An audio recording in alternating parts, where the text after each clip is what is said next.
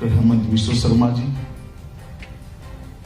भारत सरकार में मेरे साथी मंत्री, असम के पूर्व मुख्यमंत्री श्री सर्बानंद सोनोवाल जी, प्रदेश अध्यक्ष भारतीय जनता पार्टी श्री भावेश कलिता जी, केंद्रीय मंत्री श्री रामेश्वर तेली जी, एजीपी के अध्यक्ष श्री अतुल बोरा जी, बीटीसी के प्रमुख श्री प्रमोद बोरो जी, श्री रंजीत कुमार दास जी, श्री जिष्णु बरुआ जी और आज इस सभागार के अंदर उपस्थित सभी प्यारे भाइयों और बहनों, आप सभी को नमस्कार। सबसे पहले तो मैं असम के मुख्यमंत्री और उनकी टीम को बहुत बहुत बधाई और साधुवाद देना चाहता हूं कि आज उन्होंने सफल एक वर्ष समाप्त किया। मैं 2 दिन से असम में हूं। असम सरकार ने अपनी सारी उपलब्धियों को जनता के सामने रखने का काम किया है। अलग अलग कार्यक्रमों के माध्यम से, अलग अलग सूचनाओं के माध्यम से, और एक प्रकार से अपने पहले साल का लेखा जोखा, उसका हिसाब किताब असम की जनता के सामने रखने का प्रयास किया है।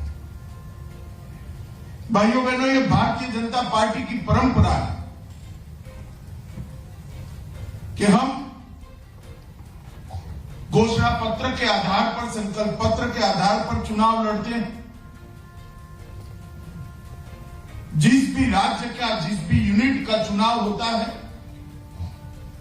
उसकी विकास, उसकी सुरक्षा, उसकी आगामी योजनाएं, ये सब मिल मिलाकर हमारा घोषणा पत्र बनता है। और भारतीय राजनीति में चुनाव घोषणा पत्र को लोग हल्के से लेते थे, क्योंकि मानते थे कि घोषणा पत्र का कोई मतलब ही नहीं होता, 5 साल तक इसमें से कुछ नहीं होता है। और हुआ भी था, सालों तक ऐसे चला देश। परंतु जब से भारतीय जनता पार्टी की सरकारें बनी, भारतीय जनता पार्टी ने हिसाब देने की शुरुआत की। और ये शुरुआत जब से भारतीय जनता पार्टी की सरकारें राज्यों में बनने लगी, अटल जी के नेतृत्व में केंद्र में सरकार बनी, मोदी जी के नेतृत्व में 2 बार भारत सरकार बनी केंद्र में, सबने अपने अपने काम का हिसाब देश की जनता के सामने रखने का प्रयास किया है। क्योंकि अंततोगत्वा लोकतंत्र के अंदर लोकतंत्र का निर्णायक मत देश के एक एक नागरिक का है, उसको जानने का अधिकार है। उन्होंने जो सत्ता दी थी, वो सत्ता का उपयोग उनके हित में किस प्रकार से। और आज ये जो प्रयास हुआ है, वो भी एक प्रकार से स्तुत्य प्रयास है। अभी न्यूज़लेटर वो कोई एक बार का क्रम नहीं, ये न्यूज़लेटर निरंतर चलता रहेगा। हर महीने, हर सप्ताह, हर 15 दिन आप क्या कर रहे हो, ये जब कहना होता है तो करना भी पड़ता है, क्योंकि जनता देखती है, जनता जानती है। न्यूज़लेटर शुरू करना बड़ा सरल है, मगर सरकारों के न्यूज़लेटर को चलाना, क्योंकि बाद में छापोगे क्या अगर कुछ करोगे नहीं तो। ये साहस भारतीय जनता पार्टी की सरकारें ही करती। 365 दिन का हिसाब आज हेमंत जी यहां लेकर आए हैं। 1 साल के अंदर असम की भाषा और असम की संस्कृति को समृद्ध करने के लिए हमने क्या किया। 1 साल के अंदर असम की कानून और व्यवस्था की परिस्थिति को मजबूत करने के लिए हमने क्या किया। 1 साल के अंदर असम के स्वास्थ्य व्यवस्थाओं के खाके को, उसके ढांचे को, इसके इंफ्रास्ट्रक्चर को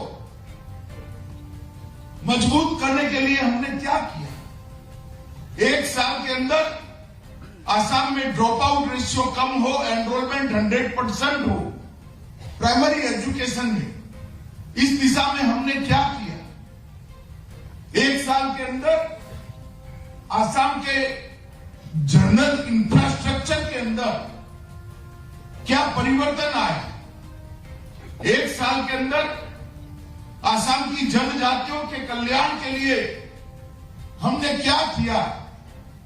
एक साल के अंदर आसाम के एडमिनिस्ट्रेशन के अंदर उसको लोकाभिमुख करने के लिए, उसको जवाबदेह बना, रिस्पॉन्सिबल बनाने के लिए हमने क्या किया?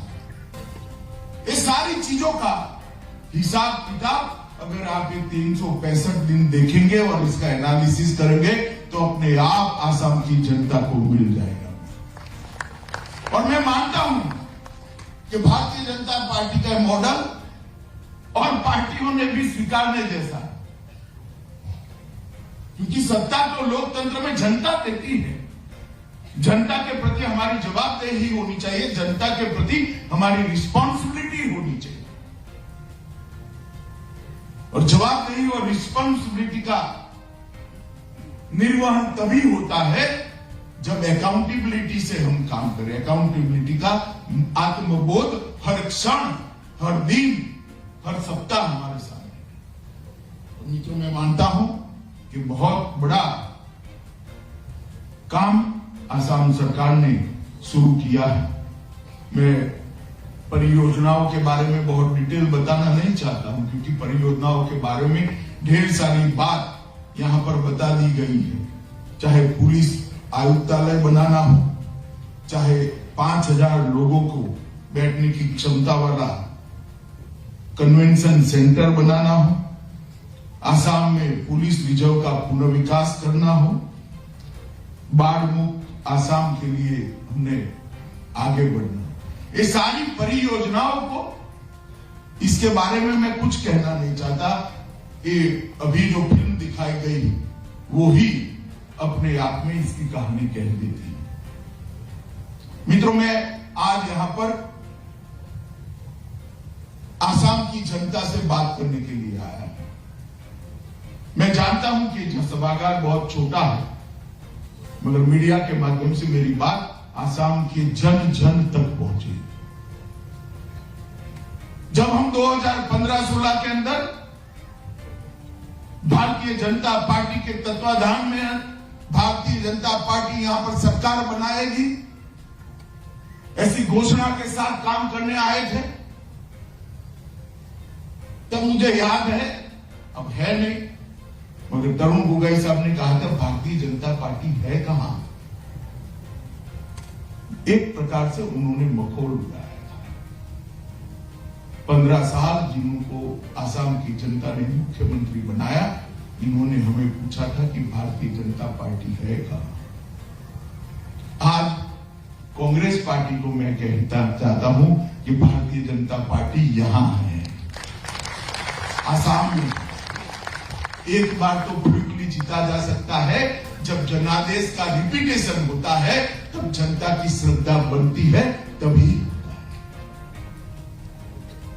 सभी लोग सोचते थे नॉर्थ ईस्ट के अंदर भारतीय जनता पार्टी कैसे हो सकती है।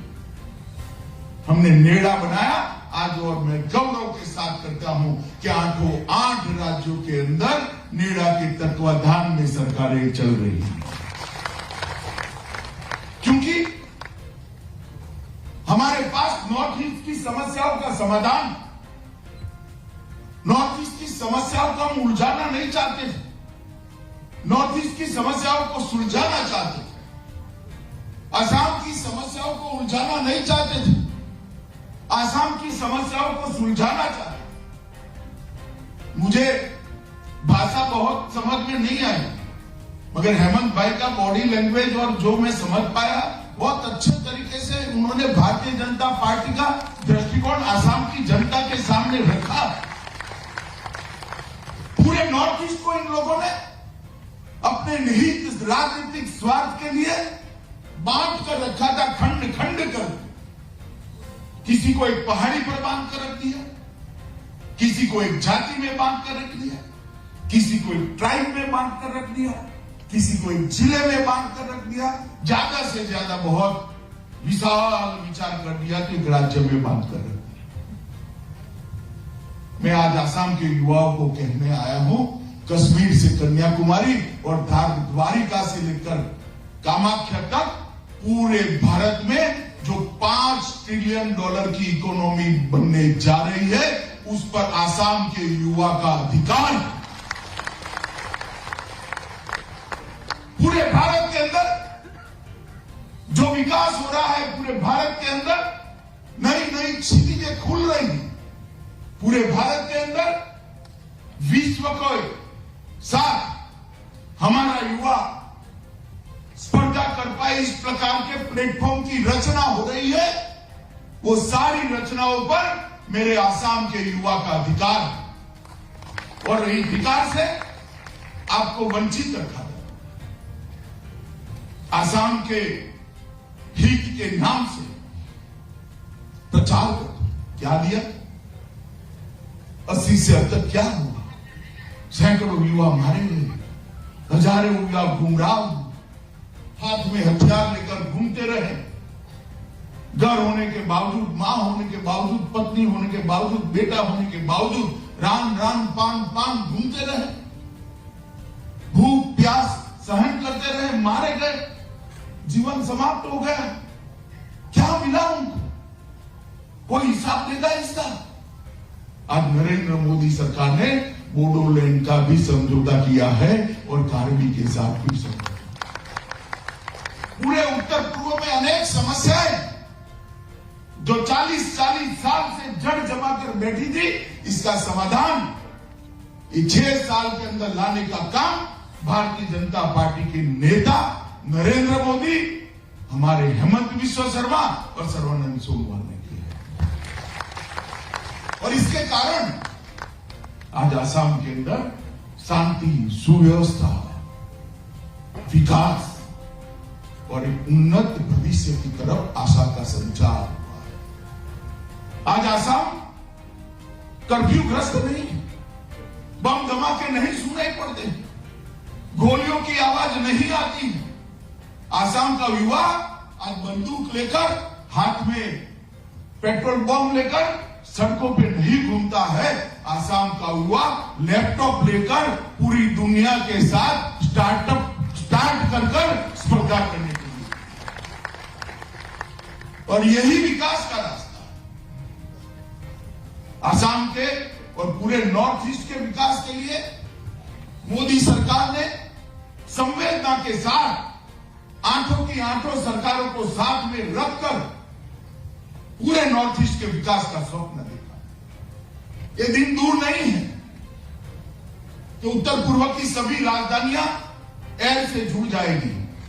वो दिन दूर नहीं है कि उत्तर प्रदेश की उत्तर पूर्व की सभी राजधानियां रेल से जुड़ जाएगी। वो दिन दूर नहीं है कि हमारा आसाम बाढ़ मुक्त हो जाएगा।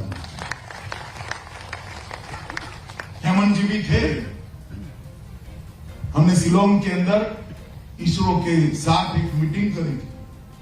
नॉर्थ ईस्ट के लिए विकास के लिए मोदी जी ने एक अलग इसरो का साहस यहां पर शिलोंग में करा है। मैं पदेन इसका चेयरमैन हूं। पूरे नॉर्थ ईस्ट की टोपोग्राफी को देखते हुए पानी को मैदान में कहां संग्रहित करा जा सकता है, लाखों करोड़ों गैलन के तालाब कहां बनाए जा सकते हैं, ब्रह्मपुत्र और बाकी नदियों के पानी को बाढ़ से तबाही मचाने की जगह इरिगेशन और पीने के पानी में कैसे उपयोग लिया जा सकता है, इंडस्ट्री के लिए कैसे उपयोग में लिया जा सकता है, इसका प्लानिंग हो रहा है।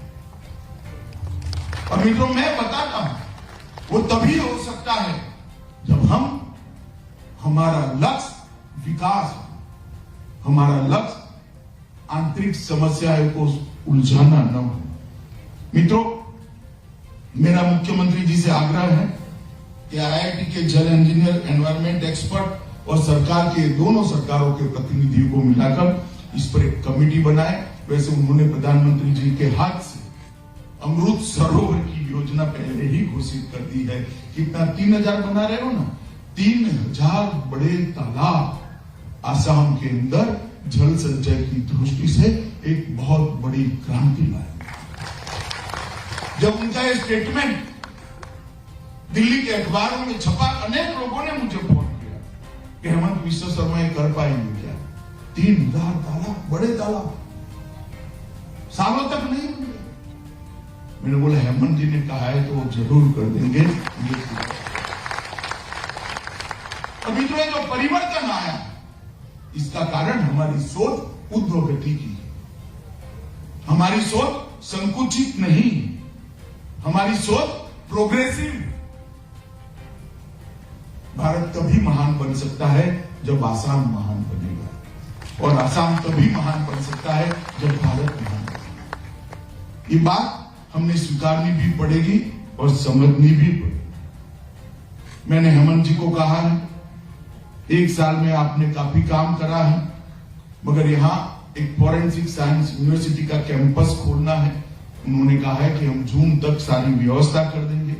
राष्ट्रीय रक्षा यूनिवर्सिटी का कैंपस भी आसाम के युवाओं के लिए खोलना है, इसके लिए भी पूरी व्यवस्था कर देंगे।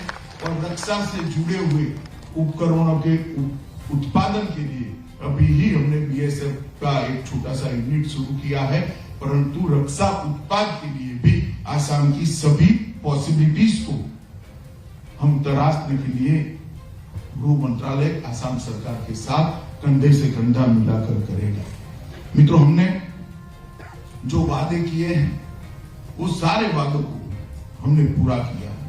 अब तक श्रेणी 3 और 4 की 2 पदों के लिए 2 भर्ती आयोग पहले ही स्थापित किए जा चुके हैं। जब हमने कहा था कि 2 लाख लोगों को नौकरी देंगे, लोग मजाक उड़ाते थे। मैं नाम देना नहीं चाहता। आसाम को बांटने वाले एक नेता ने कहा था कि 2 लाख का स्वप्न कैसे सिद्ध करोगे। मेरा नाम लेकर के आया था क्योंकि घोषणा पत्र को घोषित करने के लिए मैं आया था।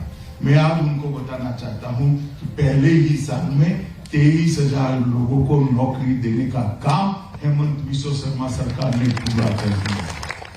हमने वादा किया था कि गौ तस्करी को रोक लेंगे। मैं आज फख्र के साथ कह सकता हूं, आसाम की भूमि पर से गौ तस्करी को, गाय तस्करी को पूर्णतया रोकने में भारतीय जनता पार्टी की हेमंत विश्व शर्मा सरकार सफल। हमने कहा था कि नारकोटिक्स के खिलाफ एक बड़ा अभियान चलाएंगे। आज मैं बधाई देना चाहता हूं आसाम सरकार को। लगभग 2834 केस 1 साल के अंदर रजिस्टर करे हैं। 2834 जो पूरे देश के अंदर सबसे ज्यादा है, और 4838 लोगों को गिरफ्तार। अब कल्पना कर सकते हैं कितने युवाओं का जीवन बर्बाद होने से बचेगा, कितने युवाओं का जीवन बर्बाद हो। और ये कौन करता था? ये कौन करता था?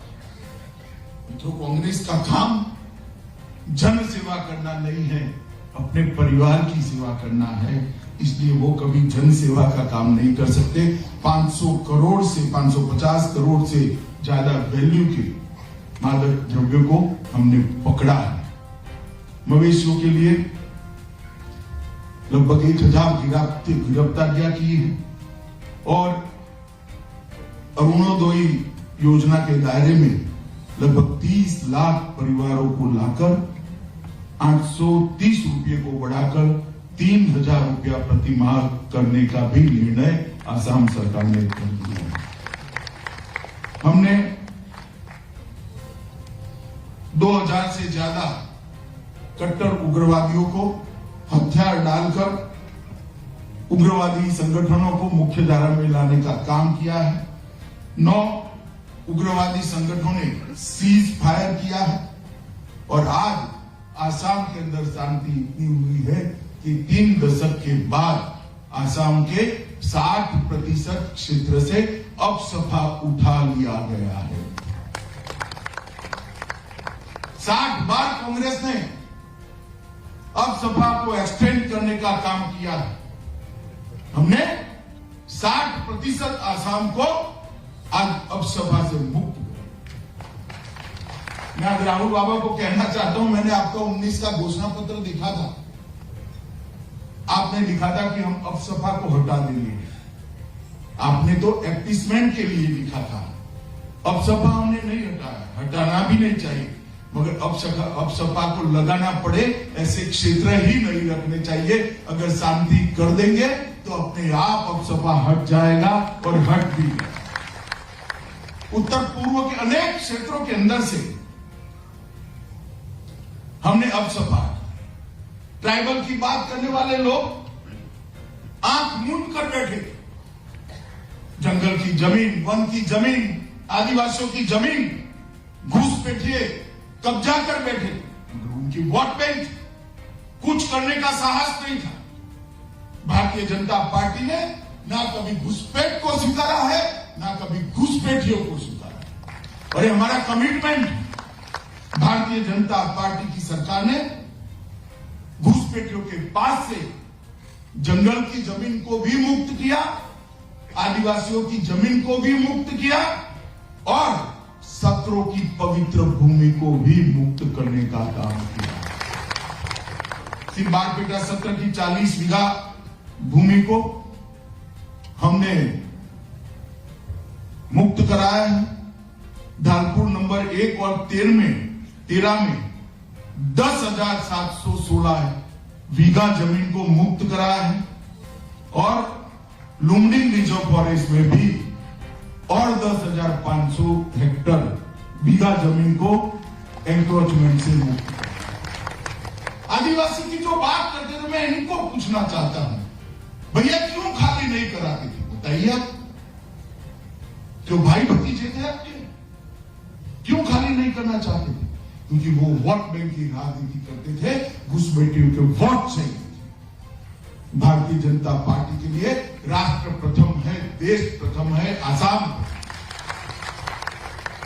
हम कभी भी इस प्रकार की इजाजत किसी को नहीं देते। चुनाव आएंगे, लड़ेंगे, हारेंगे, जीतेंगे, जो होगा वो होगा, मगर इस देश के ट्राइबल की भूमि, इस देश के जंगलों की भूमि, इस देश के मंदिरों की भूमि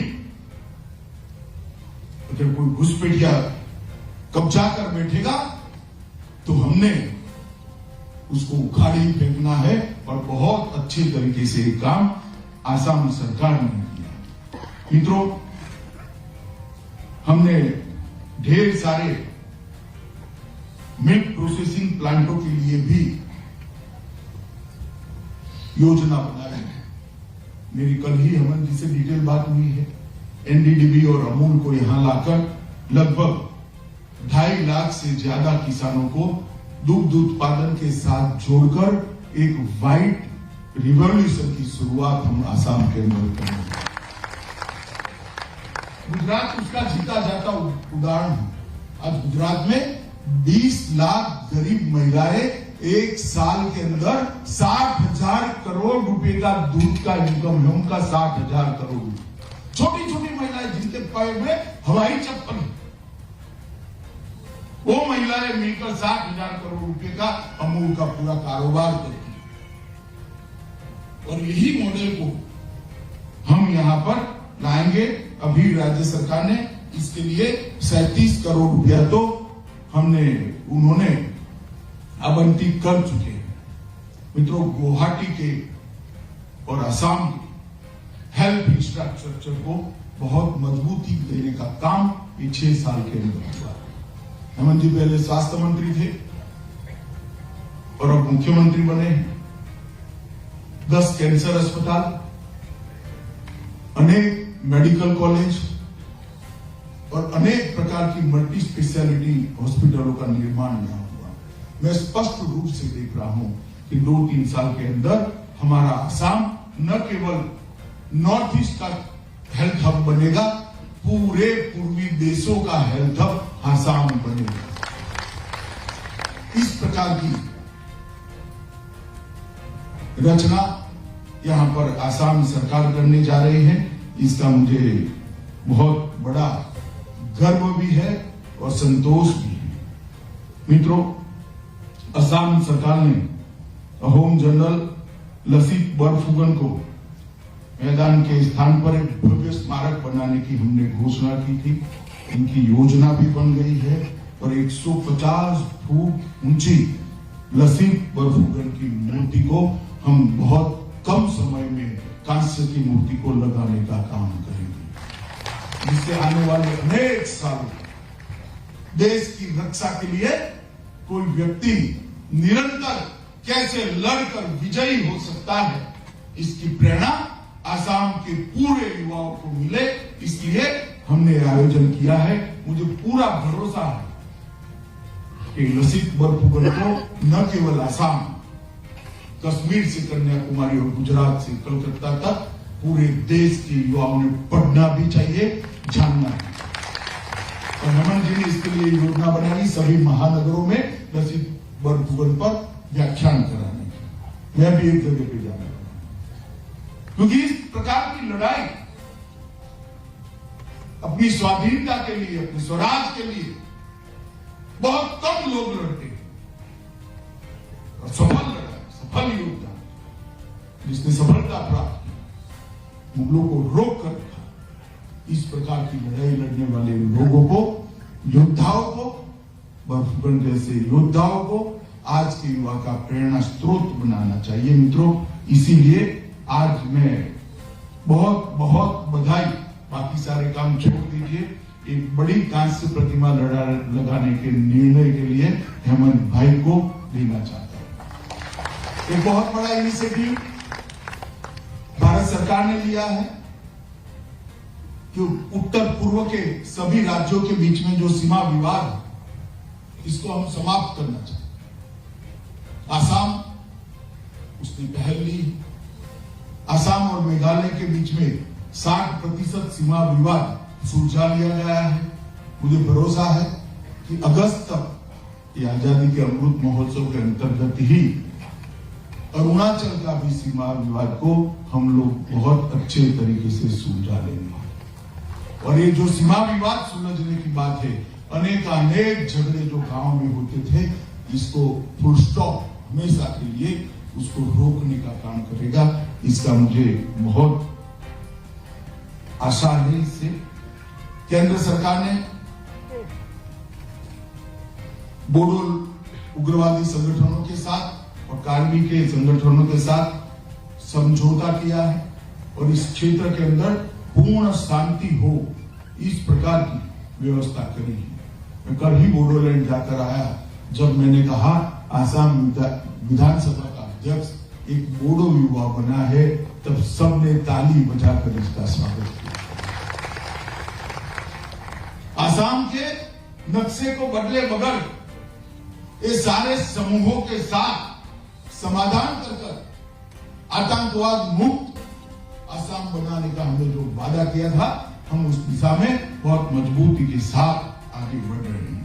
मित्रों, सबसे बड़ी उपलब्धि है तो सर्बानंद सोनोवाल के समय में भी हुआ और हेमंत जी इसको बहुत मजबूती और तेजी के साथ आगे बढ़ा रहे हैं। गैंडे के शिकारियों पर, गैंडा के शिकारियों पर नकेल। ये जो घुसपैठिए थे, ये हमारी आसाम की पहचान, आसाम की धरोहर, गैंडों का शिकार कर तेज गति से असम को गैंडा मुक्त बनाने का काम कर रहे थे, मगर हमने तेज गति से उन पर नकेल कसकर, उनको जेल में डालकर आसाम छोड़ने के लिए मजबूर कर आज गैंडों की संख्या के अंदर वृद्धि हुई। काजीरंगा के जंगलों के अंदर जो घुसपैठिए अवैध कब्जा करे हुए थे, उनको भी वहां से खदेड़ दिया गया है। और एक मिथक था कि गैंडों की सींग बड़ी वैल्यू वाली होती है और इसके अंदर औषधीय गुण होता है। वो मिथक को सार्वजनिक करने के लिए लगभग 2500 जितनी गैंडों के सींग को समाप्त करने का, जलाने का काम भारतीय जनता पार्टी की आसाम सरकार ने किया। ब्रह्मपुत्रा नदी पर पलासबारी और सारथीबारी की जोड़ने वाला आसाम सेतु परियोजना 2 बहुत जल्द ही शुरू होने वाला है। धनुगुरी और लुइट में सुवनसिरी पर 2 अन्य पुल बनाने की भी हमारी योजना है और इलाज के लिए जा रहे आसाम के लोगों की सहायता के लिए वेल्लोर में एक आसाम भवन का निर्माण भी आसाम सरकार करने वाली है। मगर मुझे विश्वास है वो आसाम भवन का कभी उपयोग इसलिए नहीं होगा क्योंकि सारी सुविधाएं यही हो जाने वाली है, वेल्लोर जाना ही नहीं। मिशन वसुंधरा के तहत भूमि अभिलेखों को मिशन मोड में अपडेट करने का काम हमने हाथ में लिया है और भूमि संबंधी 9 सेवाओं के लिए 8 लाख परिवारों के आवेदन भी प्राप्त हो गए हैं और मित्रों बहुत जल्दी से हम आगे बढ़ने वाले हैं इसमें। नागरिक केंद्रित प्रशासन की दिशा में लगभग 300 में से 85 सर्विसेज को ऑनलाइन कर दिया। आपको धक्का खाने की जरूरत ही नहीं, आपके मोबाइल से असमिया भाषा के अंदर ही आप अपनी सेवाएं प्राप्त कर सकते हैं। 300 से 85 में कर लिया है, बाकी का भी मुझे तो भरोसा है कि 2 साल जब मनाएंगे तब काम पूरा कर ही मनाएंगे। इस तेजी से काम चल रहा है। असम लोक सेवा अधिकार का वेब पोर्टल भी 7 अक्टूबर को हमने लॉन्च कर दिया है। साथ ही सॉफ्टवेयर को जमीन पर उतारने का काम भी हो गया है। वाहन रजिस्ट्रेशन और वाहन परमिट, साथ ही सॉफ्टवेयर ड्राइविंग लाइसेंस के लिए, वाहन सॉफ्टवेयर वाहन रजिस्ट्रेशन के लिए, उससे भी 25 सेवाओं को संपर्क विहीन मतलब ऑनलाइन कर दिया गया है। ढेर सारे एडमिनिस्ट्रेटिव सुधार भी हुए। मैं अंत में इतना ही कहना चाहता हूं कि आसाम के अंदर देश भर से इन्वेस्टमेंट का हब आसाम बने, इस दृष्टि से हमें आगे बढ़ना चाहिए। आसाम पूरे पूर्व में व्यापार का केंद्र बने, इस दृष्टि से हमें आगे बढ़ना चाहिए। और वो तभी हो सकता है जब आसाम के युवाओं ने देश के साथ जुड़ने की, आसाम के लोगों ने देश के साथ जुड़ने की चालू करनी पड़ी। और मित्रों मैं आपको बताने आया हूं आसाम के अंदर बहुत सारी संभावनाएं पड़ी है, मगर देश के अंदर भी बहुत सारी संभावनाएं पड़ी है। आसाम का युवा का पूरे देश पर अधिकार है, कोई संकुचित सोच रखने की जरूरत नहीं है। देश में हर संभावना हमारे आसाम के युवा के लिए है। आसाम के युवा के आइए आगे बढ़िए, इस संभावनाओं का दोहन करिए और आसाम को एक समृद्ध राज्य बनाकर देश को समृद्ध राष्ट्र बनाने के लिए आपका योगदान दीजिए।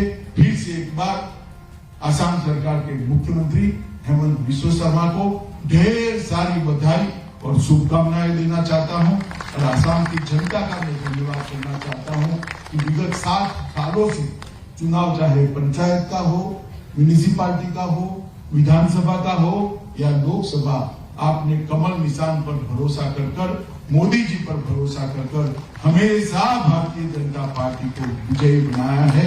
मैं आज विश्वास दिलाकर जाता हूं भारतीय जनता पार्टी भी आसाम के सर्वांगीण विकास को समर्पित है और आसाम के विकास के लिए हम काम करते रहेंगे। भारत माता की जय, वंदे मातरम।